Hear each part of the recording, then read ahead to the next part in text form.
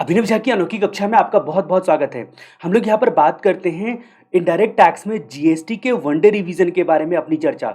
जी हाँ, ये हमारा इनडायरेक्ट टैक्स का वन डे रिवीजन है जिसमें हम लोग न केवल जीएसटी को बल्कि custom and foreign trade policy को भी 10 से 12 घंटे के अंदर में पूरी तरह से रिवाइज करेंगे, वो भी डिटेल कंसेप्ट के साथ। यहाँ पर सिर्फ आपको एक ही सपोर्ट करना है कि अच्छी क्वालिटी का हेडफोन का इस्तेमाल करना है इन वीडियोस को देखते सुनते वक्त में, ताकि आपका कंसंट्रेशन बना रहे। आपको पता है कि ये जो बेसिक चैप्टर है ना, जो बेसिक कंसेप्ट चैप्टर है ना, जो पहला चैप्टर है जिसमें कुछ इंट्रोडक्शन, हिस्ट्री और डिफिनेशन हम लोग देखेंगे, इस चैप्टर में भी इस बार अमेंडमेंट है। जी हाँ, पहली बार ऐसा हुआ है क्योंकि आपको पता है कि आर्टिकल 370, ये जो आर्टिकल 370 कॉन्स्टिट्यूशन ऑफ इंडिया का था, इसको हटा दिया गया। तो इसकी वजह से क्या हुआ कि आपका जम्मू एंड कश्मीर भी यूनियन टेरिटरी में आ गया और लद्दाख भी यूनियन टेरिटरी में आ गया। क्योंकि जम्मू कश्मीर के एक ऐसा यूनियन टेरिटरी है जिसके पास खुद का स्टेट लेजिस्लेचर है, इसीलिए वो एसजीएसटी एक्ट में कवर करेगा। लेकिन यूनियन टेरिटरी के डेफिनेशन में लद्दाख का अलग से पॉइंट जो है वो डाला गया। ये सारी बातें हम इन वीडियोस में चर्चा करने के लिए जा रहे हैं। पहले हम लोग यहाँ पर शुरुआत करते हैं हमारे कॉन्स्टिट्यूशन के हिसाब से क्या क्या चीज़ें जीएसटी में आई, क्या क्या बातें, कौन कौन सा आर्टिकल रिलेवेंट है। उसके बाद हम लोग जानेंगे क्या हिस्ट्री है और फिर कुछ डिफिनेशंस के बारे में हम लोग चर्चा करेंगे और कुछ इस चैप्टर के बेसिक कंसेप्ट के बारे में चर्चा करेंगे। सबसे पहले कॉन्स्टिट्यूशन ऑफ इंडिया आता है जिसमें सबसे पहले प्रियम्बल है। जी हाँ, preamble, we the people of India करके आप बोलते हो, हम भारत के लोग, भारत को एक प्रबुद्ध संपन्न समाजवादी, शायद ही आप में से किसी को याद होगा। तो प्रियम्बल, कॉन्स्टिट्यूशन ऑफ इंडिया में पहले प्रियम्बल आता है, फिर 448 आर्टिकल्स आता है जो कि 25 पार्ट में बटे हुए हैं और 12 शेड्यूल आता है। इसमें हमारा जो आर्टिकल है 366 क्लॉज नंबर 12 है। आर्टिकल जो है 366 क्लॉज नंबर 12 है। ये जो आर्टिकल है ये कहता है कि सारे गुड्स एंड सर्विसेज पर जीएसटी लगेगा। जी हाँ, सप्लाई पर जीएसटी लगेगा। तो सप्लाई शब्द का इस्तेमाल पहली बार यह आर्टिकल 366 क्लॉज नंबर 12A ने किया। ये बोला कि सारे सप्लाई पर, सारे गुड्स एंड सर्विसेज के सप्लाई पर जीएसटी लगेगा except alcoholic liquor for human consumption. Alcoholic liquor for human consumption यानी कि 4 बोतल वोडका का मेरा रोज का, ये जो अल्कोहलिक लीकर है इस पर अभी भी एक्साइज ड्यूटी आएगी। इसके अलावा भी कुछ आइटम है जो कि सीजीएसटी एक्ट के सेक्शन 9 सबसेक्शन 2 में डिफाइन किए गए हैं, जिसमें 5 प्रकार के पेट्रोलियम प्रोडक्ट होते हैं। उस पर भी बोला गया नोटिफाइड डेट से जीएसटी आएगा, उस पर जीएसटी आएगा लेकिन नोटिफाइड डेट से आएगा, जिसमें आपका पेट्रोल भी इंक्लूड है ये 5 पेट्रोलियम प्रोडक्ट में। यानी कि नोटिफाइड डेट तक यहाँ पर भी एक्साइज का मामला आएगा। उसके अलावा एक आपका होता है tobacco and it's product. Tobacco और उसका जो प्रोडक्ट होता है ना, उस पर एक्साइज ड्यूटी आता है। और एक्साइज ड्यूटी आपको पता है कि कब लगता था, तो एक्साइज ड्यूटी आपका लगता था प्रोडक्शन या मैन्युफैक्चरिंग स्टेज में।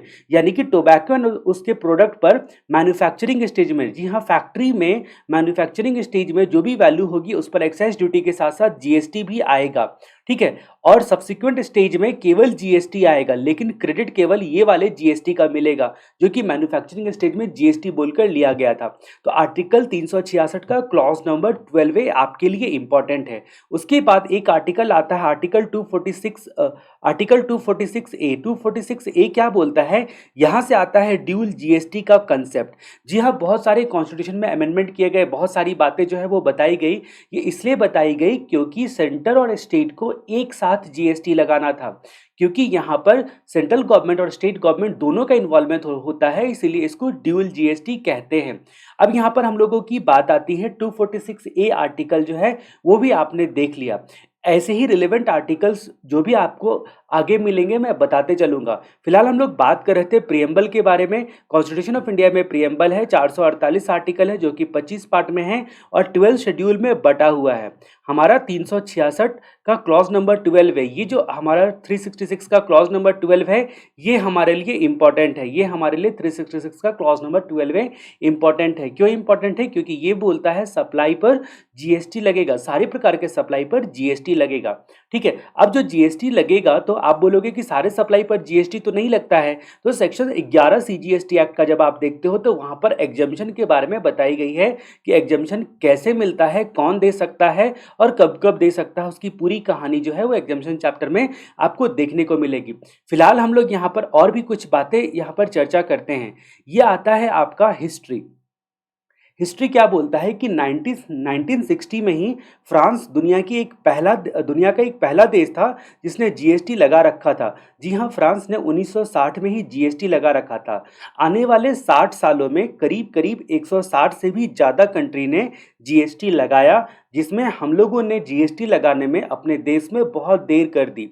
अब यहाँ पर बात करते हैं कि 2004 में ही जीएसटी की चर्चा सबसे पहले इंडियन केलकर टास्क फोर्स ने की थी।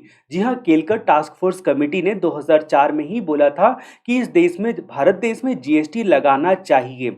उसके बाद 2007-8 का बजट पेश करते वक्त में उस वक्त के तत्कालीन फाइनेंस मिनिस्टर 2007-8 का बजट पेश करते वक्त में उस वक्त के तत्कालीन फाइनेंस मिनिस्टर पी चिदम्बरम ने कहा था कि 1 अप्रैल 2010 से पूरे भारत में हम लोग जीएसटी लगाना चाहते हैं। लेकिन वो सरकार केवल प्लान कर रही थी, 1 अप्रैल 2010 से पूरे भारत में जीएसटी लगाना चाहते हैं, लेकिन लगाया नहीं। 2007-8 के बजट में ही चिदम्बरम जी ने कह दिया था।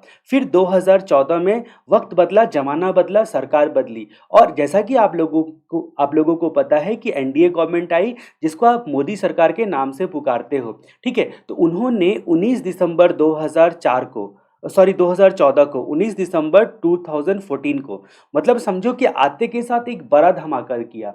उन्होंने बोला, मतलब उन्होंने यहाँ पर क्या किया कि 122वां अमेंडमेंट बिल, कॉन्स्टिट्यूशन का 122वां अमेंडमेंट बिल पेश कर दिया, ठीक है। यानी कि बिल वाला जो है वो 122 है, और इसकी वजह से क्या हुआ था कि 101th अमेंडमेंट हुआ था कॉन्स्टिट्यूशन में। बहुत सारे बदलाव करने के कारण है कॉन्स्टिट्यूशन को अमेंड करना पड़ा, क्योंकि पहली बार ऐसा हुआ कि गुड्स एंड सर्विसेज दोनों को एक नज़रों से देखा जाएगा, ठीक है। गुड्स एंड सर्विसेज दोनों को एक नज़रों से देखा जाएगा। उसके अलावा सेंट्रल और स्टेट दोनों का इन्वॉल्वमेंट होगा जीएसटी में। अगर सेंट्रल और स्टेट आपस में मिसअंडरस्टैंडिंग ना हो जाए, इसीलिए जीएसटी काउंसिल बनेगा। ये सारी कहानी जो है 2014 में ही स्टार्ट हुई थी, और उसके बाद ये जो जीएसटी अमेंडमेंट हो गया यहाँ पर जो है कॉन्स्टिट्यूशन का, और जीएसटी आना तय हो गया, जीएसटी बिल पास कर दिया गया। जैसा कि आपको पता है कि CGST bill, SGST bill, UTGST bill, IGST bill और GST compensation cess bill pass किया, यहाँ पर पेश किया गया, ठीक है, बजट में। उसके बाद जो है ना 2015 में लोकसभा ने, 2016 में राज्यसभा ने इसको पारित किया। फिर ऐसा वक्त आया कि जब वहाँ पर बिल पास हो गया तो 30 सितंबर 2016, ये भी डेट जो है एक आया, 30 सितंबर 2016। इस डेट को क्या किया, प्रेसिडेंट ने एसेंट दे दिया। जब अपना प्रेसिडेंट एसेंट दे देता है लोकसभा राज्यसभा में पारित होने के बाद, तो वो बिल जो है वो एक्ट बन जाता है। और इसी तरह जन्म हुआ सीजीएसटी एक्ट का, एसजीएसटी एक्ट का, यूटीजीएसटी एक्ट का, और आईजीएसटी एक्ट और जीएसटी कंपनसेशन एक्ट 2017 का, ठीक है। इसमें से कुछ स्टेट ऐसे हैं जो कि आपका पहले मतलब आईजीएसटी एक्ट, जैसा कि आपको पता है स्टेट वगैरह को आईजीएसटी एक्ट लगता है, तो अपने अपने राज्य में कुछ ऐसे स्टेट है जिसको आप शॉर्ट में बोल सकते हो बीजीपी, उसके बाद सीआरटी, बीजीपी और उसके बाद सीआरटी। बी का मतलब हो गया आपका बिहार, जी का मतलब हो गया गोवा, उसके बाद पी का मतलब हो गया पंजाब। ये सारे कुछ स्टेट थे जिसमें चंडीगढ़ हो गया, राजस्थान हो गया और तेलंगाना हो गया। मोस्टली इन सब में बीजेपी की गवर्नमेंट थी, तो बिहार, गोवा, पंजाब, उसके बाद चंडीगढ़, राजस्थान और तेलंगाना, ये ऐसे पहले स्टेट बने जिन्होंने आईजीएसटी एक्ट इंप्लीमेंट किया। इनका नंबर पहले पहले आया, ठीक है। अब जीएसटी फ्रेमवर्क क्या होता है ये आपसे अगर पूछा जाए तो आप सीधा बोल सकते हो CGST act 2017, SGST act, SGST, UTGST act और उसके बाद आईजीएसटी एक्ट और जीएसटी कंपनसेशन एक्ट 2017। ये सारे एक्ट के नाम आपके दिमाग में आने चाहिए जीएसटी के फ्रेमवर्क सुनते के साथ। अब हम लोग बात करते हैं यूनियन टेरिटरी के बारे में। जैसा कि आपको पता है सेक्शन 2 के sub section 114 of CGST act में यूनियन टेरिटरी को डिफाइन किया है। आर्टिकल 370 हटा दिया गया। आर्टिकल 370 हटा दिया गया, देश में बहुत बहुत बड़ा हंगामा हुआ, बहुत सालों तक हंगामा हुआ और फाइनली हटा दिया गया। उसकी वजह से जम्मू कश्मीर और लद्दाख ये बटकर 2 यूनियन टेरिटरी यहाँ पर हो गया आर्टिकल 370 की वजह से। ये पूरी कहानी आपको पता है। तो जम्मू कश्मीर, क्योंकि आपका जो स्टेट का डिफिनेशन है वो खुद साफ साफ बोलता है कि स्टेट में वो भी स्टेट आएगा। सेक्शन 2 का सब सेक्शन 103 आप ध्यान से रीड करते हो तो आपको स्टेट में state include include union territory with legislature. जिस यूनियन टेरिटरी के पास खुद का लेजिस्लेचर है ना, वो भी आपका स्टेट वर्ड में ही आ जाएगा, यानी कि उसको भी SGST एक्ट ही लगेगा। तो जम्मू कश्मीर के पास भी खुद का लेजिस्लेचर है, इसीलिए इस पर SGST एक्ट ही लगेगा। ये यूनियन टेरिटरी होने के बावजूद भी इस पर SGST एक्ट ही लगेगा। उसके अलावा दिल्ली हो गया और पौंडुचेरी हो गया, ये 3 जगह है, जम्मू कश्मीर, दिल्ली और पौंडुचेरी, जिनके पास खुद का लेजिस्लेचर है, इसीलिए इनको SGST एक्ट अप्लाई होगा। ठीक है, तो उम्मीद करता हूं कि आपने कहानी समझ रख ली होगी। अब आते हैं सेक्शन नंबर 2 के सबसेक्शन 114 के बारे में। यहां पर बताया गया यूनियन टेरिटरी का डिफिनेशन, जिसमें आपको पता है कि Andaman and Nicobar union territory की परिभाषा में आता है, अंडमान एंड निकोबार। उसके अलावा जो है लक्षद्वीप, लक्षद्वीप जो है वो भी आपका यूनियन टेरिटरी की परिभाषा में आता है। ये आपके फाइनेंस एक्ट 19 का अमेंडमेंट है, इसकी वजह से मैं धीरे से लिख के बता रहा हूं। अंडमान एंड निकोबार, लक्षद्वीप, उसके अलावा जो कि नया आपका यूनियन टेरिटरी आया वो लद्दाख, लद्दाख को नया यूनियन टेरिटरी डिक्लेयर किया गया। ठीक है, तो ये 3 यूनियन टेरिटरी के बारे में आपने देखा। अब हम लोग आते हैं कि 2 ऐसी यूनियन टेरिटरी जो पहले अलग अलग थी, अब उसको एक कर दिया गया। वो है आपका Dadar and Nagar Haveli and Daman and Diu. जी हाँ, Dadar and Nagar Haveli, Dadar and Nagar Haveli and Daman and Diu. ये जो आपका Dadar and Nagar Haveli and Daman and Diu है, इनका बॉर्डर को ना एक ही अंतर्गत कर दिया गया, एक ही सीमा के अंतर्गत कर दिया। इसका मतलब क्या हो गया कि पहले क्या होता था, आपको जैसा कि पता है कि एक यूनियन टेरिटरी से दूसरे यूनियन टेरिटरी में गुड्स का सप्लाई करना इंटर स्टेट सप्लाई कहलाता है, मतलब दूसरे स्टेट में आप भेज दिए। लेकिन क्योंकि अब ये एक ही यूनियन टेरिटरी के अंतर्गत आ गया, इसीलिए Dadar and Nagar Haveli and Daman and Diu में आपस में सप्लाई करना इंट्रा कहलाएगा, यानी कि with in the state supply कहलाएगा। दादर एंड नगर हवेली एंड दमन दीव में आपका विद इन स्टेट कहलाएगा सप्लाई करना। ठीक है, पहले क्या होता था, Dadar and Nagar Haveli and Daman and Diu के लिए ईवे बिल जनरेट करने की आवश्यकता होती थी, क्योंकि वो दूसरे स्टेट में चला गया। ठीक है, और बाकी कंडीशन ईवे बिल का पूरा किया। तो अब यहाँ पर विद इन द स्टेट है, और विद इन द स्टेट के लिए जो भी नियम बताए गए हैं कि इतने किलोमीटर तक SGST एक्ट या UTGST एक्ट वाला अपना किलोमीटर तय कर सकता है। इतना तो बताया गया है कि अगर 50 किलोमीटर के अंतर्गत हो तो बात अलग है, लेकिन यहाँ पर SGST एक्ट या UTGST एक्ट में आप देखोगे कि अपना किलोमीटर ये लोग तय कर सकते हैं कि इतने दूर तक जो है ना वो आपका ईवे बिल की जरूरत नहीं है। उसके अलावा आप Dadar and Nagar Haveli and Daman and Diu जो है वो एक ही यूनियन टेरिटरी बन गया। तो फिर रजिस्ट्रेशन चैप्टर में भी आपको ध्यान देना पड़ेगा कि रजिस्ट्रेशन जो चैप्टर में भी बोला गया है कि एक स्टेट जहां से सप्लाई करते हो ना, वहां पर एक रजिस्ट्रेशन काफी है। आपकी इच्छा है, अगर आपका कोई बिजनेस वर्टिकल है तो आपकी इच्छा है तो आप अलग रजिस्ट्रेशन ले सकते हो, लेकिन मैंडेटरी नहीं है। तो यानी कि Dadar and Nagar Haveli and Daman and Diu अब एक ही यूनियन टेरिटरी आ गया।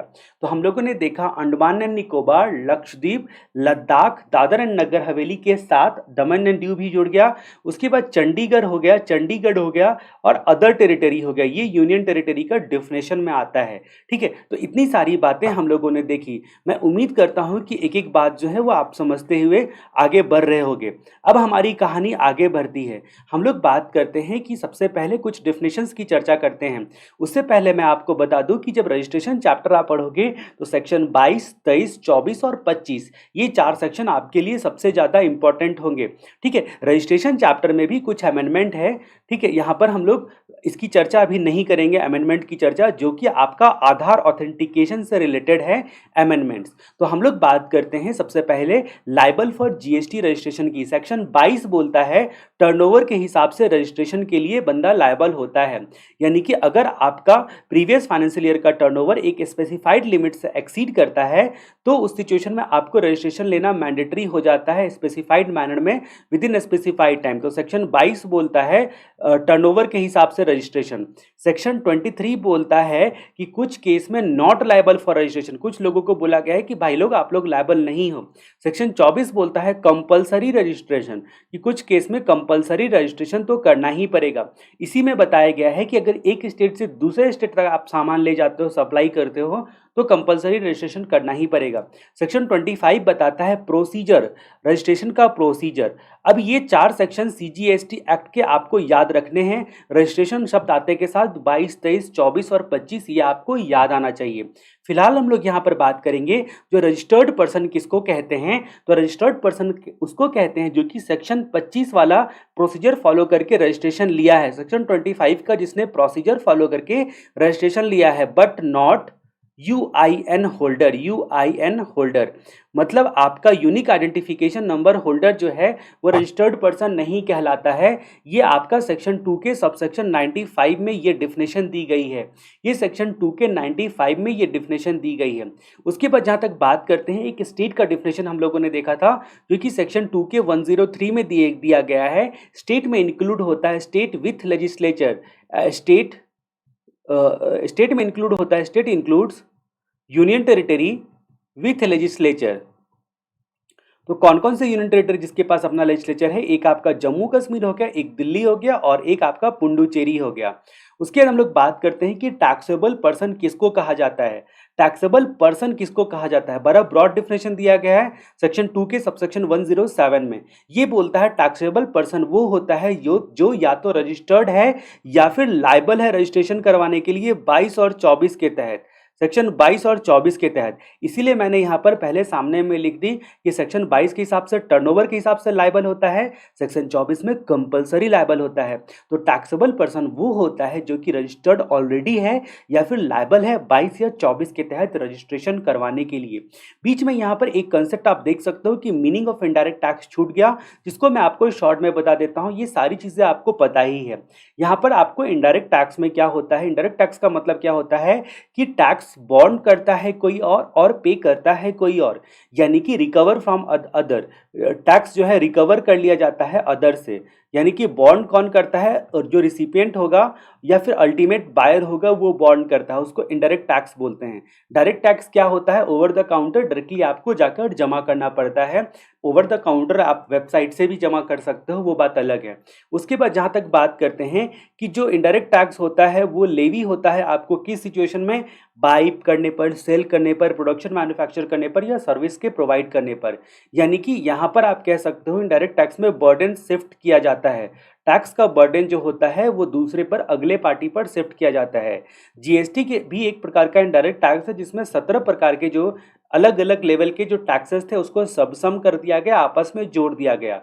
साथ में जीएसटी जो होता है वो हर स्टेज पर, हर वैल्यू चेन पर इनपुट टैक्स क्रेडिट का प्रावधान रखा है, यानी कि पूरा through out the cycle ITC का प्रोविजन चलते रहता है। तो ये सारी कुछ बेसिक बातें हैं जो कि चर्चा करना इस लेवल पे इतना रिलेवेंट नहीं है, फिर भी क्योंकि यहाँ पर एक पॉइंट करके टॉपिक करके लिखा हुआ है इसलिए मैंने इसमें कुछ कुछ बातें बता दी। अब यहाँ पर हम लोग बात करते हैं सप्लायर की डिफिनेशन की। सप्लायर का मतलब क्या होता है? सप्लायर का डिफिनेशन, जितने भी डिफिनेशन है जैसा कि आपको पता है कि ज़्यादातर डिफिनेशन सेक्शन 2 में डिफाइन किया हुआ रहता है, वैसे ही आपका CGST act, SGST act, UTGST act और आईजीएसटी एक्ट जो है वो सारे डिफिनेशन को सेक्शन आपका 2 में ही डिफाइन किया है। तो अगर सब क्लॉज नंबर मैं यहाँ पर क्यों लिख रहा हूँ, केवल आपके रेफरेंस पर्पस के लिए लिख रहा हूँ ताकि अगर आप गूगल पर डालकर एक बार रीड करना चाहो तो कर सकते हो। फिलहाल हम लोग यहाँ पर बात करते हैं, हाँ, इन वीडियो का नोट्स जो है अगर आपको चाहिए होगा तो आप मुझको व्हाट्सअप कर सकते हो। मेरा व्हाट्सअप नंबर 9771165002 इस पर व्हाट्सअप करके आप मांग सकते हो। अब हम लोग बात करते हैं सप्लायर शब्द की। सप्लायर जैसे ही सप्लायर शब्द आता है ना, वैसे ही जो सप्लाई करने वाला बंदा होता है उसको हम लोग सप्लायर बोलेंगे, और जो गुड्स या सर्विस लेने वाला बंदा होता है या उसके बिहाफ में कोई भी लेगा उसको रिसिपिएंट बोलेंगे। तो यानी कि सेक्शन 2 का सबसेक्शन 5 में यहाँ पर सप्लायर और रिसिपिएंट वर्ड जो है वो ज़्यादा इंपॉर्टेंट है, क्योंकि प्लेस ऑफ सप्लाई चैप्टर वगैरह भी देखोगे तो आपको ये लोग काम आएंगे कि सप्लायर का प्लेस क्या है, रिसिपिएंट का प्लेस क्या है और सप्लाई कहाँ पर हो गया है। तो सप्लाई जो होता है, सप्लाई अंडर जीएसटी, जीएसटी में सप्लाई किसको कहते हैं? तो सप्लाई बोलता है supplier in relation to good service और बोथ। तो सप्लाई में वर्ड लगा गया है in relation to good service और बोथ, यानी कि सप्लाई हमेशा इन रिलेशन टू होता है। जो बंदा सप्लाई करता है उसको सप्लायर कहते हैं in relation to good service और बोथ। जो बंदा जो है ना गुड्स का या सर्विस का सप्लाई करता है, ठीक है, एक पर्सन से दूसरे पर्सन को, सप्लायर वर्ड में उसका इंक्लूडिंग उसका एजेंट भी आता है। सप्लायर वर्ड में एजेंट भी आता है। थोड़ी देर पहले मैंने आपको बताया था सेक्शन 24 जो बोलता है मैंडेटरी रजिस्ट्रेशन के लिए, कंपलसरी रजिस्ट्रेशन के लिए। सेक्शन 24 बोलता है कि एजेंट किसी भी नाम से क्यों ना हो उसको मैंडेटरी रजिस्ट्रेशन लेना पड़ेगा। ठीक है, अब रिसिपिएंट की बात करते हैं, रिसिपिएंट अंडर जीएसटी की बात करते हैं। तो रिसिपिएंट कौन से क्लॉज में डिफाइन किया गया है? तो 93 नंबर क्लॉज में डिफाइन किया गया है, 2 का 93 में। रिसिपिएंट अंडर जीएसटी, जब रिसिपिएंट की बात आती है ना तो हम लोगों को यहाँ पर बात करनी पड़ेगी कि पहले जब कंसिडरेशन आता है तब, और जब नो कंसिडरेशन आता है तब रिसिपिएंट, दोनों सिचुएशन में रिसिपिएंट अलग अलग होगा। विदाउट कंसिडरेशन भी क्या जीएसटी लगता है? जी हाँ, सीजीएसटी एक्ट में जो शेड्यूल नंबर 1 है, शेड्यूल 1 साफ साफ कहता है, वहाँ पर कुछ चीज़ों का लिस्ट दिया गया है कि उस लिस्ट के अंतर्गत जो जो सप्लाई आएगा ना उसमें विदाउट कंसिडरेशन भी जीएसटी लगेगा। ठीक है, दूसरी बात जो है ना, जीएसटी की एक खासियत है कि जीएसटी होता है अगर बिजनेस सोर्स है, यानी कि बिजनेस है। सेक्शन 2 के सबसेक्शन 17 में बिजनेस को डिफाइन किया गया है सीजीएसटी एक्ट के, तो बिजनेस है तो ही आपका जीएसटी लगता है। लेकिन अगर इंपोर्ट ऑफ सर्विस होता है, इंपोर्ट ऑफ सर्विस के केस में बिजनेस मैंडेटरी जरूरी नहीं है। इन कोर्स और फर्दरेंस ऑफ बिजनेस, बिजनेस के दौरान सप्लाई होना जरूरी नहीं है। बाकी हर केस में लगभग बिजनेस को सप्लाई, बिजनेस इन्वॉल्व होगा। इन कोर्स और फर्दरेंस ऑफ बिजनेस अगर सप्लाई होगा तो ही जीएसटी लगता है। तो जीएसटी की एक खासियत भी हम लोगों ने देख ली। तो रिसिपिएंट की परिभाषा की जब आप बात आती है तो कंसिडरेशन, कंसिडरेशन अगर है तो जो बंदा लायबल टू पे है, जो पे करने के लिए लायबल। अब यहाँ पर भूल गया किसने रिसीव किया किसने सप्लाई किया, बोला जो लायबल टू पे है वही रिसिपिएंट कहलाएगा। ठीक है, जो कंसिडरेशन लायबल टू पे है। अगर नो कंसिडरेशन है तो गुड्स का मामला अलग और सर्विस का मामला अलग हो जाएगा। गुड्स के केस में जो रिसिपिएंट वो है जिसको डिलीवरी दिया जाता है या जिसको पोजेशन दिया जाता है, यानी कि गुड्स का पोजेशन जो लेगा ना उसको रिसिपिएंट कहा गया है। लेकिन सर्विस के केस में बोला गया है कि सर्विस जिसके ऊपर किया जा रहा है, जैसे ऑन होम मेड, जो सर्विस जिसके ऊपर मेड किया जा रहा है, और ऑन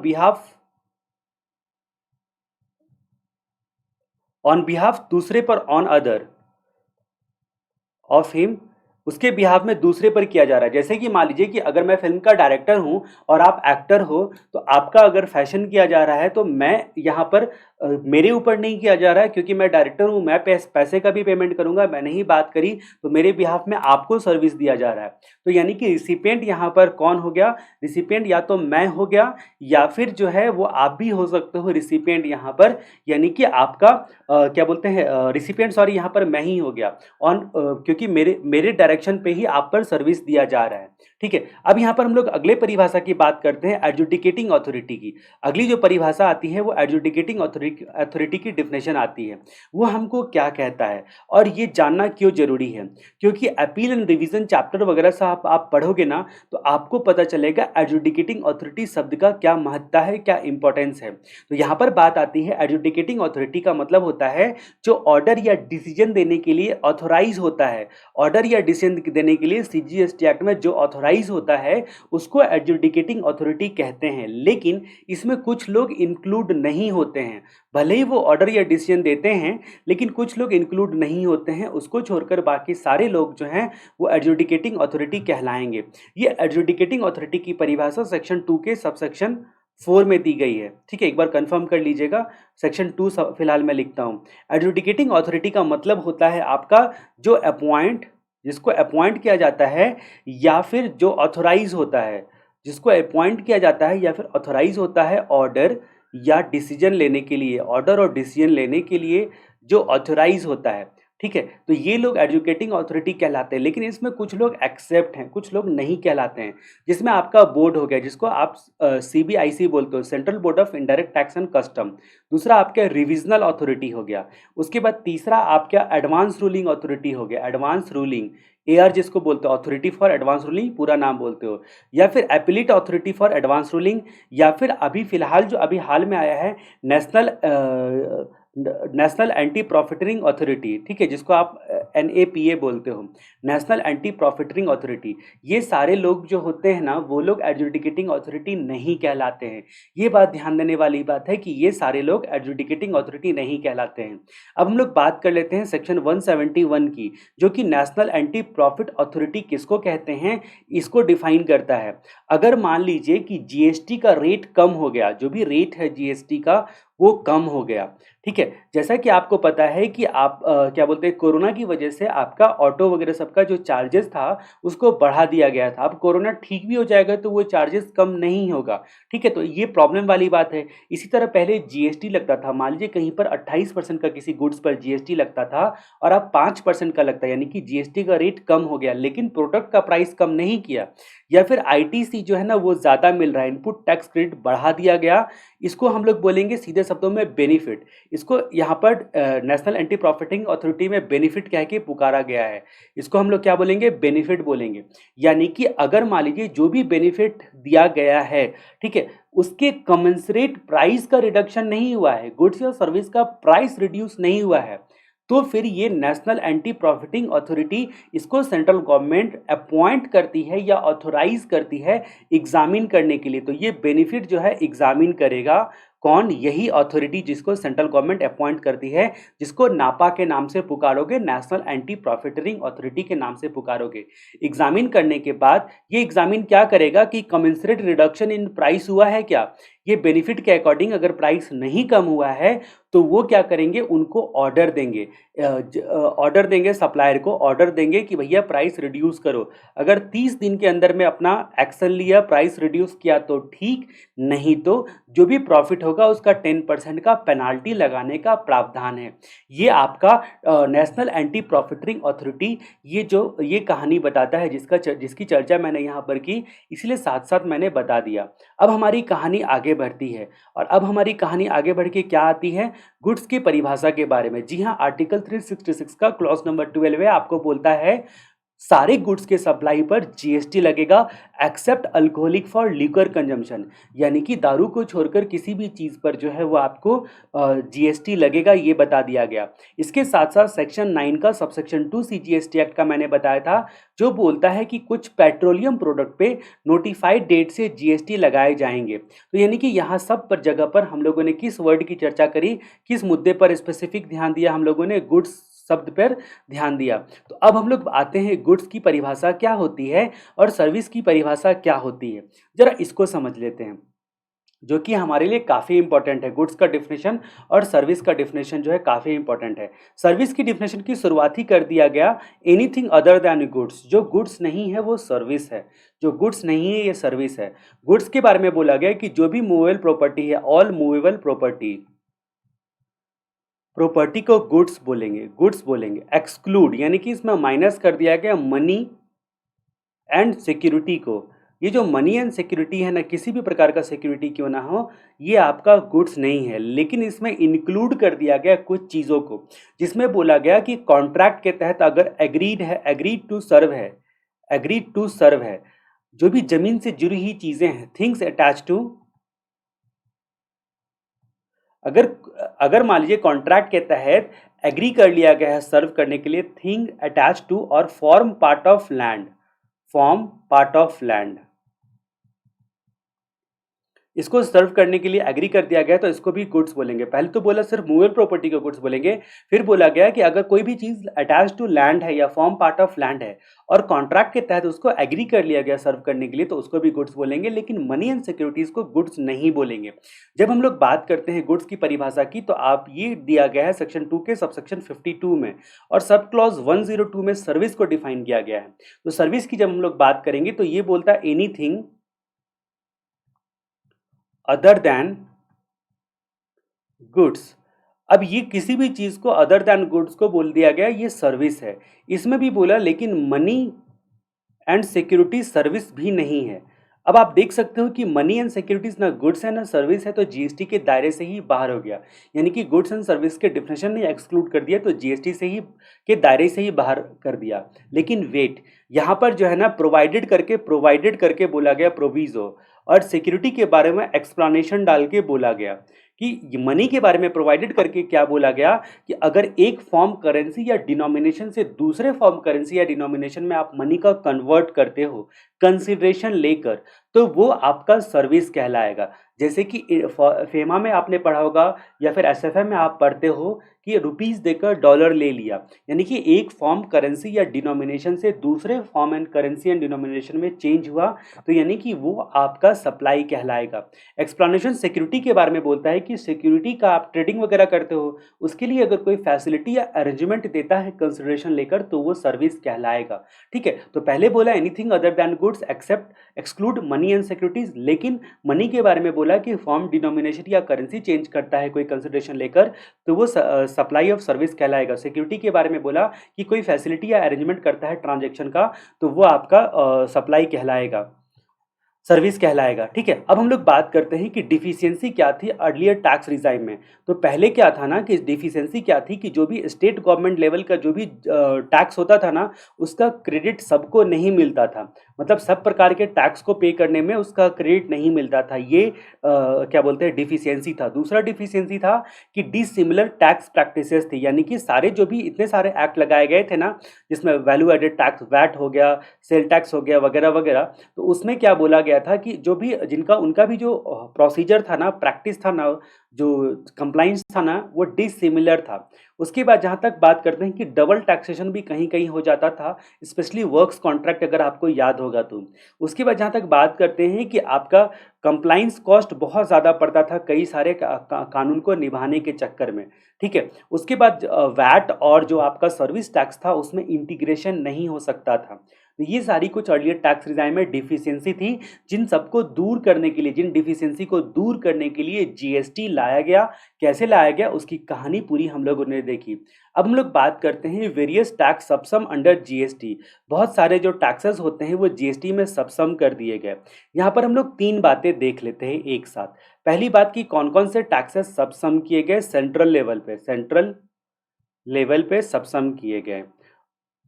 कुछ बातें कि स्टेट लेवल पे कौन कौन से टैक्सेस सबसम किए गए, और कुछ टैक्सेस नॉट सबसम, यानी कि अभी भी जो है नॉट नॉट सबसम अभी भी लगता है। जैसा कि आपको पता है कि कस्टम ड्यूटी लगता ही है, प्रॉपर्टी टैक्स लगता ही है, excise duty alcoholic liquor for human consumption पर लगता ही है, 5 पेट्रोलियम प्रोडक्ट पर एक्साइज ड्यूटी लगता ही है। सेंट्रल लेवल पर कौन कौन से टैक्सेस सबसम किए गए, तो आपका एक्साइज ड्यूटी हो गया, उसके बाद जो है ना स्पेशल एक्साइज ड्यूटी हो गया।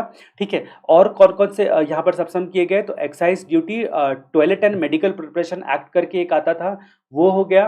ठीक है, medical and toilet preparation act करके आता था। ठीक है, उसके बाद जहां तक बात करते हैं कि एसीडी एडिशनल कस्टम ड्यूटी 37 और 39, ये एडिशनल कस्टम ड्यूटी क्या होता है, ये हम लोग कस्टम में चर्चा करेंगे। फिलहाल इतना आपको पता होना चाहिए कि इंपोर्ट करते हैं या एक्सपोर्ट करते हैं तो वहाँ पर कस्टम ड्यूटी का प्रावधान है। जब हम लोगों का इंपोर्ट में जो हम लोग अगर मान लीजिए कि किसी चीज़ को काउंटरवेल करने के लिए, ठीक है, जिसको काउंटरवेलिंग ड्यूटी यानी कि सीवीडी भी कहते हैं, ठीक है, सीवीडी भी कहते हैं, यानी कि जो उनका प्राइस है वो कम प्राइस पे इंपोर्ट हो रहा है और इंडिया में इतना प्राइस बन रहा है, तो इसको काउंटरवेल करने के लिए अलग अलग ड्यूटी लगाई जाती है, ताकि इसका प्राइस भी इंडिया के कम से कम इक्विवेलेंट हो और इंडिया का मार्केट जो है उसमें डिस्ट्रक्शन ना हो। ठीक है, तो कई प्रकार की ड्यूटीज़ वगैरह सब कस्टम में हम लोग चर्चा करेंगे। फिलहाल आपको इतना ध्यान में होना चाहिए कि आईजीएसटी एक्ट लगता है जब इंपोर्ट एक्सपोर्ट का मामला होता है। तो अब यहाँ पर हम लोग और सर्विस टैक्स को भी सबसम किया गया, और इन सब पर जो एजुकेशन सेस वगैरह सब होता था ना, सरचार्ज होता था ना, उन सबको भी सबसम किया गया। स्टेट लेवल पर जहाँ तक हम लोग बात करते तो सबसे पहले स्टेट वैट को सबसम किया गया। स्टेट वैट जो है बहुत इंपॉर्टेंट कंसेप्ट था, इसको सबसम किया गया। उसके बाद जहाँ तक बात करते हैं सेल पर, परचेज पर जो टैक्स लगता था, ठीक है, वो टैक्स को सबसम किया गया। लग्जरी टैक्स सबसम किया गया, एंट्री टैक्स जो है वो सबसम किया गया। एक इंपॉर्टेंट बात कि taxes on lottery betting gambling, lottery betting gambling, ये शब्द आपको एग्जम्पशन चैप्टर में अच्छे तरीके से सुनने को मिलेगा। ठीक है, तो लॉटरी बेटिंग गैम्बलिंग इसको भी सबसम कर दिया गया। लॉटरी बेटिंग गैम्बलिंग यानी कि कोई भी एक्शनेबल क्लेम पर जीएसटी नहीं लगता है except lottery betting and gambling, और ये बातें जो है ना हम लोग डिटेल में चर्चा करेंगे एग्जम्पशन चैप्टर में। फिलहाल हम लोग बात करते हैं कि इंटरटेनमेंट टैक्स को भी सबसम कर दिया गया, लेकिन जो लोकल बॉडी लगाती है ना इंटरटेनमेंट टैक्स, उसको छोड़कर सारे इंटरटेनमेंट टैक्स को सबसम कर दिया गया। तो स्टेट वैट को, सेल टैक्स को, परचेज टैक्स को, लग्जरी टैक्स को, एंट्री टैक्स को, taxes on lottery, betting, gambling और entertainment tax except local body के द्वारा लगाए गए, और इन सब पर जो सेस या फिर सरचार्ज बनता है उसको भी सब्सम किया गया। अब नॉट सब्सम अभी भी आपको प्रॉपर्टी टैक्स लगता ही है, अभी भी आपको स्टाम्प ड्यूटी पे करना ही पड़ता है, और अभी भी आपको excise duty alcoholic liquor for human consumption पे लगता ही है, अभी भी बेसिक कस्टम ड्यूटी लगता ही है, और 9 के सबसेक्शन 2 वाला 5 पेट्रोलियम प्रोडक्ट पे जब तक नोटिफाइड नहीं हो जाता तब तक आपको एक्साइज ड्यूटी लगता ही है, यानी कि इन सबको फिलहाल सब्सम नहीं किया गया है। उसके अलावा एक बात आती है कि टोबैको वाले में हम लोगों ने चर्चा कर ली, तो टोबैको में दोनों चीज़ें आ जाती है। तो टोबैको पे तो फिलहाल एक्साइज ड्यूटी भी लगता है, एक्साइज ड्यूटी भी लगता है मैन्युफैक्चरिंग स्टेज पे, और साथ में जीएसटी भी लगता है। ठीक है, तो ये सारी चर्चाएं हम लोगों ने करी। अब यहाँ पर हम लोग बात करते हैं कि अगर आपसे पूछा जाए कि प्रिंसिपल ऑफ जीएसटी क्या होता है, तो आप बोल सकते हो कि ये जीएसटी जो होता है ना, और कुछ नहीं, ये वैल्यू एडेड टैक्स का ब्रॉड वर्जन है। यानी कि वैट, जीएसटी जो होता है वो उसका कंसेप्ट वैट की तरह होता है, यानी कि जो जो वैल्यू एडिशन होते चला जाएगा उस पर जीएसटी लगेगा। अर्लियर जो टैक्स पेड है उसका क्रेडिट मिल जाएगा, जिसको इनपुट टैक्स क्रेडिट के नाम से पुकारते हैं। उसके बाद जो प्रिंसिपल है दूसरा, कि ये डेस्टिनेशन बेस्ड टैक्स होता है, यानी कि जो कंजम्पशन स्टेट होता है ना उसको जीएसटी का फ़ायदा मिलेगा। फॉर एग्जांपल मैं आपको यहाँ पर बता दूँ कि आपको पता है कि सप्लाई दो प्रकार का होता है, एक आपका इंट्रा स्टेट होता है यानी कि विद इन द स्टेट, दूसरा दूसरे स्टेट या यूनियन टेरिटरी में होता है इंटर स्टेट। ठीक है, इंट्रा होता है तो आपको पता है कि जीएसटी कैसे लगता है, एक आपका स्टेट है तो सीजीएसटी और उसके बाद एसजीएसटी लगता है। अब ये स्टेट का जो पोर्शन है अमाउंट का, ये किसको मिलेगा, तो ये कंजम्पशन स्टेट को मिलेगा। जी हाँ, सप्लाई लेने वाले स्टेट को मिलेगा, जो सप्लाई रिसीव कर रहा है जिस स्टेट में आ रहा है उसका इसको बेनिफिट मिलेगा। क्योंकि ये with in the state supply है तो जाहिर सी बात है कि कंजम्पशन स्टेट भी यही है, तो इसी स्टेट को ही सप्लाई ये मिल जाएगा। यहाँ पर कहानी में ट्विस्ट आता है, अगर इंटर स्टेट सप्लाई पर आईजीएसटी लगता है, जब इंटर स्टेट सप्लाई पर आईजीएसटी लगता है, तो यहाँ पर कहानी क्या आती है कि इसको बाद में अपॉर्शन किया जाता है सेंट्रल और स्टेट के बीच में। तो इंटर स्टेट सप्लाई में जो आईजीएसटी लगता है उसका स्टेट पोर्शन जब अपॉर्शन होगा ना, तो वो किसको मिलेगा, तो ये कंजम्पशन स्टेट को मिलेगा। इसीलिए इसको डेस्टिनेशन बेस्ड टैक्स बोलते हैं, क्योंकि हर बार कंजम्पशन स्टेट को ही फायदा मिल रहा है टैक्स का फायदा। नहीं तो दोनों स्टेट आपस में झगड़ा करने लगती कि भैया सामान हम सप्लाई किए हैं तो फिर हमको जीएसटी दो। ठीक है, हमको जीएसटी दो, इसलिए इस बात को क्लियर कर दिया गया, ये प्रिंसिपल है। उसके बाद जो है ना, प्रिंसिपल ऑफ जीएसटी ये भी है कि अल्टीमेटली रिसिपिएंट बॉन्ड करता है जीएसटी को। रिसिपिएंट अगर अल्टीमेट कंज्यूमर है तो फाइनली वही बॉन्ड करता है जीएसटी को। जीएसटी में इनपुट टैक्स क्रेडिट, जीएसटी हर एक स्टेज पे लिया जाता है और कंटिन्यूअस थ्रू आउट चेन होता है इनपुट टैक्स क्रेडिट का, ये भी प्रिंसिपल में आप बता सकते हो। ठीक है, उसके बाद जो है प्रिंसिपल ऑफ जीएसटी में एक बात और बोल सकते हो कि बिजनेस सोर्स, यानी कि इन कोर्स या फर्दरेंस ऑफ बिजनेस अगर सप्लाई होता है तो ही जीएसटी लगता है, इंपोर्ट ऑफ सर्विस को छोड़कर। इंपोर्ट ऑफ जो इन कोर्स या फर्दरेंस ऑफ बिजनेस है वो आपका सेक्शन 2 के सबसेक्शन 17 में डिफाइन किया गया है। उसके बाद एक कंसेप्ट आता है जीएसटी काउंसिल। जीएसटी काउंसिल, जैसा कि मैंने आपको बताया था कि सेंट्रल और स्टेट के बीच में झगड़ा ना हो जाए, इसीलिए बीच में जो होता है ना वो जीएसटी काउंसिल आता है, जीएसटी काउंसिल आता है। अब जीएसटी काउंसिल जो होता है वो बहुत सारे मैटर पे आपको रिकमेंडेशन दे सकता है। ठीक है, कि किस किस टैक्सेस को सबसम करना है, टैक्स का रेट क्या होगा, एग्जेम्पशन के बारे में, जो थ्रेशोल्ड लिमिट, जो 22 में टर्नओवर का लिमिट देखा ना, थ्रेशोल्ड लिमिट के बारे में बता सकता है, प्लेस ऑफ सप्लाई के बारे में अपना रिकमेंडेशन दे सकता है, जीएसटी का मॉडल के बारे में अपना रिकमेंडेशन दे सकता है, जीएसटी के प्रिंसिपल के बारे में अपना रिकमेंडेशन दे सकता है। मतलब गवर्नमेंट कोई भी फैसला जीएसटी काउंसिल के रिकमेंडेशन के बिना नहीं कर सकती है। कहीं से भी गवर्नमेंट का ये काउंसिल अपना टांग अड़ाना छोड़ा नहीं। जीएसटी काउंसिल को यहाँ पर बताते वक्त में मैं क्या वर्ड यूज़ करूँगा, तो जीएसटी काउंसिल को बताते वक्त में मैं सी लेकर घेर दूंगा, इसका मतलब जीएसटी काउंसिल हो गया। तो काउंसिल के रिकमेंडेशन से ही केवल गवर्नमेंट नोटिफाई करती है कौन कौन से मामलों को किस किस टैक्स को सब्सम करना है, कहाँ कहाँ एग्जम्पशन देना है, टर्नओवर का लिमिट क्या होगा, जहाँ भी कंपोजिशन स्कीम हो गया या फिर आपका रजिस्ट्रेशन हो गया, टर्नओवर का लिमिट क्या होगा वो बता सकती है, उसके रिकमेंडेशन से ही बात होगा। जीएसटी का रेट क्या होगा, प्लेस ऑफ सप्लाई किसको माना जाएगा, उसके प्रोविजन के बारे में, जीएसटी का मॉडल क्या होगा, जीएसटी का प्रिंसिपल क्या होगा। अब हम लोग बात करते हैं आईटीसी को यूटिलाइज करने का मैनर। आईटीसी यूटिलाइज करने का मैनर सेक्शन 49, उसके बाद 49A और 49B, ये तीनों सेक्शन को हम लोग एक साथ पढ़ेंगे CGST एक्ट का। ध्यान देना, ये बात बहुत ही आसान भाषा में मैं बताने के लिए जा रहा हूँ। ITC पहली बात होती है, अगर IGST का ITC आपके पास पड़ा हुआ है, या फिर CGST का ITC पड़ा हुआ है, या फिर ITC आपके पास UTGST का पड़ा हुआ है, UTGST का पड़ा हुआ है। अब यहाँ पर बोलते हैं कि ये जो है ना, ITC बड़ा स्वार्थी होता है, पहले खुद के लिए यूटिलाइज होगा। यानी कि अगर IGST का क्रेडिट है तो केवल पहले IGST के को पे, IGST पे में यूज होगा, ये पहले CGST पे में यूज होगा, ये पहले UTGST पे में। अपना पहले देखो, पहले खुद का पेट भरो फिर दूसरे के बारे में सोचना, ठीक है। तो यानी कि ये खुद को पे करने में पहले यूज होगा। उसके बाद IGST का क्रेडिट CGST या फिर SGST, जहां पर भी मैं SGST बोलता हूं ना, यहां पर खुद अपने आप मान के चलना, UTGST भी आएगा, CGST/UTGST भी आएगा, ठीक है। अब यहाँ पर बात करते हैं उसके बाद जो ITC CGST एक्ट का केवल IGST के लिए यूज़ हो सकता है। जी हाँ, UTGST के लिए नहीं यूज़ हो सकता है, केवल IGST के लिए यूज़ हो सकता है। इसी तरह UTGST का क्रेडिट UTGST खुद के लिए करेगा, फिर IGST के लिए कर सकता है। ये बात सेक्शन नंबर 49 में बताई गई। अब आता है कहानी में ट्विस्ट। यहाँ पर आता है एक सेक्शन आपका, section number 49A। Section number 49A आपको साफ साफ क्या बोलता है कि सेक्शन नंबर 49A साफ साफ बोलता है कि IGST पूरी तरह खत्म हो जाएगा ना, जब ये पूरी तरह फुल्ली यूटिलाइज हो जाएगा ना, तभी इनको हाथ लगाना। मतलब पिताजी का पैसा पूरा खर्च हो जाएगा ना, तभी वो बच्चों से पैसे की मदद ले सकते हैं, वैसे नहीं लेंगे। बड़े स्वाभिमानी हैं। तो सेक्शन नंबर 49A बोलता है कि ये फुल्ली यूटिलाइज हो जाएगा तभी इनसे ले लेना। अब ये दोनों भाई में CGST और UTGST बेटे हैं, इन दोनों में झगड़ा हमेशा होते रहता है। इसीलिए बोला कि एक काम करो, पहले तुम अपना खर्च करो, फिर जो बच जाए वो मेरे पास जमा कर दो, IGST ने बोला। उसके बाद UTGST, तुम पहले अपना खर्च कर लो, फिर जो बच जाए तो इसको देना।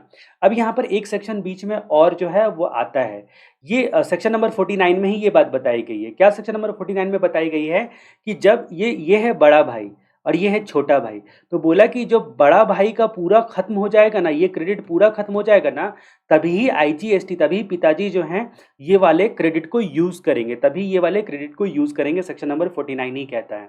अब सेक्शन नंबर 49B बोलता है कि ये जो ऑर्डर है ना, ये इसको करेगा, वो उसको करेगा, उसकी सारी की ऐसी तैसी गवर्नमेंट GST काउंसिल से रिकमेंडेशन देकर कोई भी ऑर्डर बोल सकती है कि भैया एक काम करो, IGST वाले तो ITC जो है वो पहले तुम CGST का क्यों यूज़ करोगे, पहले छोटे भाई का ही पैसा यूज़ कर लो, छोटा भाई अच्छा कमा रहा है, UTGST का ही यूज़ कर लो।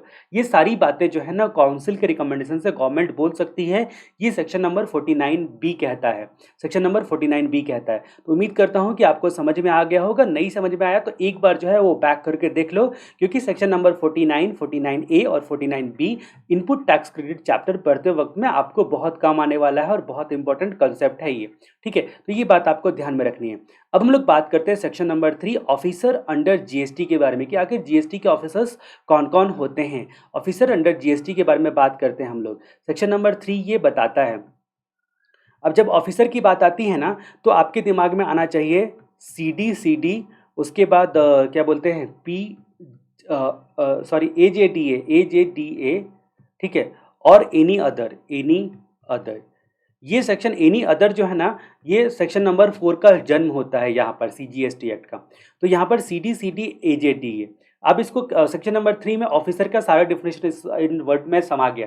यहाँ पर मैं आपको बताना चाहूँ कि आप एक कहानी इमेजिन कर सकते हो कि पहले जो है ना CD DVD प्लेयर से आप देखते थे, पढ़ते थे, लेकिन अब उसका कंसेप्ट हट चुका है। इसीलिए यहाँ पर जो है ना CD AJD, आज़ादी मिल गई, आज़ादी को आजदा करके बोला आपने। तो पहली बात होती है कि चीफ कमिश्नर, दूसरा बात होता है चीफ डायरेक्टर, ठीक है, और इसके साथ प्रिंसिपल चीफ कमिश्नर और प्रिंसिपल चीफ डायरेक्टर। तो ये सारे लोग ऑफिसर हो गए। दूसरी बात आती है कमिश्नर और डायरेक्टर, और इसके साथ साथ प्रिंसिपल कमिश्नर और प्रिंसिपल डायरेक्टर, ये भी हो गया। ए का मतलब हो गया एडिशनल कमिश्नर, एडिशनल डायरेक्टर। उसके बाद जे का मतलब हो गया joint commissioner, joint director. D का मतलब हो गया डिप्टी कमिश्नर और डिप्टी डायरेक्टर, ठीक है, और ए का मतलब हो गया असिस्टेंट कमिश्नर, असिस्टेंट डायरेक्टर। ठीक है, ये बातें आपको ध्यान में रखनी है कि ये सारे लोग ऑफिसर होंगे, ये सारे लोग ऑफिसर कहलाएंगे। अब यहाँ पर बात करते हैं कि इनके अलावा भी कोई ऑफिसर होगा जिसको सीबीआईसी अपॉइंट कर सकता है। यहीं से मैंने बोला था एनी अदर में सीबीआईसी अपॉइंट कर सकता है। सेक्शन 4 ऑफ सीजीएसटी एक्ट का जन्म होता है। यानी कि यहाँ पर बोला कि आपका बिलो असिस्टेंट कमिश्नर, यानी कि ये जो है इससे नीचे वाले रैंक के लोगों को ना ये लोग अपॉइंट कर सकते हैं। ये लोग जो भाई साहब लोग हैं ना, अभी अभी हम लोगों ने सेक्शन 3 में जिनका नाम देखा, ये लोग अपॉइंट कर सकते हैं असिस्टेंट कमिश्नर से बिलो रैंक वाले ऑफिसर को। ठीक है, तो वो लोग भी आपके कौन कहलाएंगे, वो भी आपको जो है ना ऑफिसर ही कहलाएंगे। अब ऑफिसर के पावर की बात हम लोग करते हैं, तो यानी कि पावर जो होता है ना, कभी भी बोर्ड देगा, बोर्ड कंडीशन एंड लिमिटेशन बताकर सारे ऑफिसर्स को पावर देगा। अगर जिसको पावर दिया है ना, वो अपने सबऑर्डिनेट्स यानी कि अपने अंडर वाले छोटे ऑफिसर का पावर भी यूटिलाइज कर सकता है। यानी कि अगर मान लीजिए कि दरोगा जो होता है उसके पास जो पावर है, मान लीजिए, तो उसके पास जो है ना वो एसपी का पावर नहीं है, लेकिन एसपी के पास दरोगा के सारे पावर है, यानी कि अपने सबऑर्डिनेट्स के सारे पावर हैं उनके पास। तो बोर्ड कंडीशन लिमिटेशन बताकर किसी भी ऑफिसर को पावर बता सकता है। और सबऑर्डिनेट्स का पावर जो है वो अपने आप सबके पास होता है, अपने सबऑर्डिनेट्स का पावर। ठीक है, अपना पावर भी कोई ऑफिसर कंडीशन एंड लिमिटेशन बताकर डेलीगेट कर सकता है। अपना पावर भी कोई अपना कंडीशन लिमिटेशन बताकर डेलीगेट कर सकता है, लेकिन वेट, एप्लीट अथॉरिटी ना दूसरे का पावर एक्सरसाइज कर सकता है, ना अपना पावर डेलीगेट कर सकता है। ये सारी बातें सेक्शन नंबर 5 में लिखी गई है। अब जहां तक बात करते हैं सेक्शन नंबर 6 की, ऑथराइज टू स्टेट ऑफिसर। जी हाँ, कहीं कहीं क्या होता है, जो स्टेट ऑफिसर होते हैं, स्टेट वाले ऑफिसर या यूनियन टेरिटरी वाले ऑफिसर को भी ना सेंटर ऑफिसर का इक्विवेलेंट मान लिया जाता है। काउंसिल रिकमेंडेशन से गवर्नमेंट बोल सकती है कि इस स्टेट में इस पार्टिकुलर मामले में या जैसे भी क्या बोलते हैं, जो वहाँ का लोकल जो आपका ऑफिसर है ना, वो सेंट्रल का ऑफिसर भी कहलाएगा। ठीक है, वो सेंट्रल का भी ऑफिसर कहलाएगा। अब यहाँ पर बात करते हैं कि अगर मान लीजिए कि मैं स्टेट ऑफिसर हूँ और मैंने कोई भी अपना एसजीएसटी एक्ट के तहत मैंने कोई भी जो है ना वो अपील, रिवीजन, कुछ भी एक्शन इनिशिएट कर रखा है, तो मैं दोबारा से सीजीएसटी एक्ट में एक्शन को फिर से इनिशिएट नहीं करूंगा कि भाई एसजीएसटी एक्ट के साथ साथ मुझको सीजीएसटी एक्ट का भी पावर मिल गया तो मैं दोबारा से इनिशिएट कर दूं, वो नहीं करूंगा। दूसरी बात कि अपील, रिवीजन या रेफरेंस कोई भी सेंट्रल के पावर से, यानी कि सीजीएसटी एक्ट का जो पावर मिला है उससे हमने किया है, तो उस पर आप एसजीएसटी एक्ट को लाई नहीं करवाओगे। ये सारी बातें जो है वो सेक्शन नंबर 6 में लिखी गई है। उम्मीद करता हूं कि ये जो क्या बोलते हैं, आपने मेरा नंबर नोट कर लिया होगा और इस चैप्टर का आप जो डिटेल नोट्स है वो मुझसे मांगकर एक बार रीड करोगे। ठीक है, उम्मीद करता हूँ कि ये वीडियो आपको पसंद आया होगा। अगले वीडियो तक के लिए जय राम जी की।